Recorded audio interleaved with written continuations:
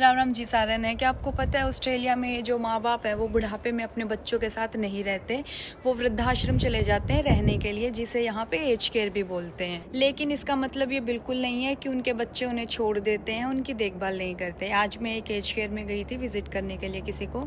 इससे पहले भी मैंने अपनी प्लेसमेंट कंप्लीट की है एज केयर से, तो मैंने एज केयर फैसिलिटीज़ को बहुत क्लोजली देखा है। यहाँ के जो एज केयर है वो देख के आपको सच में लगेगा कि वो किसी 5 स्टार होटल से कम नहीं है।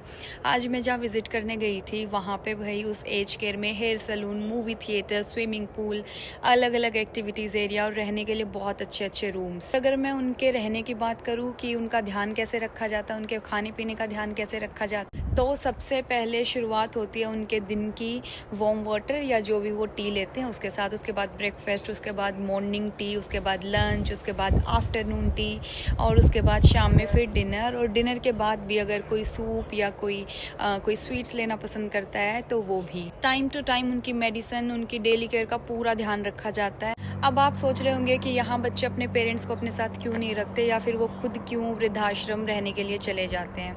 क्योंकि भाई यहाँ का कल्चर ऐसा है, यहाँ बच्चे 18-19 साल की एज में अपने पेरेंट्स से अलग हो जाते हैं और अपनी इंडिपेंडेंट लाइफ जीते हैं। इसीलिए जब पेरेंट्स बूढ़े हो जाते हैं तो एज केयर में रहना यहाँ पे कोई शर्म की बात नहीं माना जाता। ऑनेस्टली मुझे ये चीज़ यहाँ पे बहुत अच्छी लगती है, क्योंकि इंडिया में हम पेरेंट्स को अपने साथ रखते हैं और बहुत सारे बच्चे अपने पेरेंट्स की बहुत अच्छी केयर भी करते हैं। लेकिन मैंने ऐसे भी केसेस देखे हैं, ऐसे भी घर देखे हैं जहाँ पेरेंट्स बच्चों के साथ सिर्फ इसीलिए रहते हैं, उनको साथ सिर्फ इसीलिए रखते हैं क्योंकि लोग क्या कहेंगे, सोसाइटी के डर से, सिर्फ इस डर से वो रखते हैं।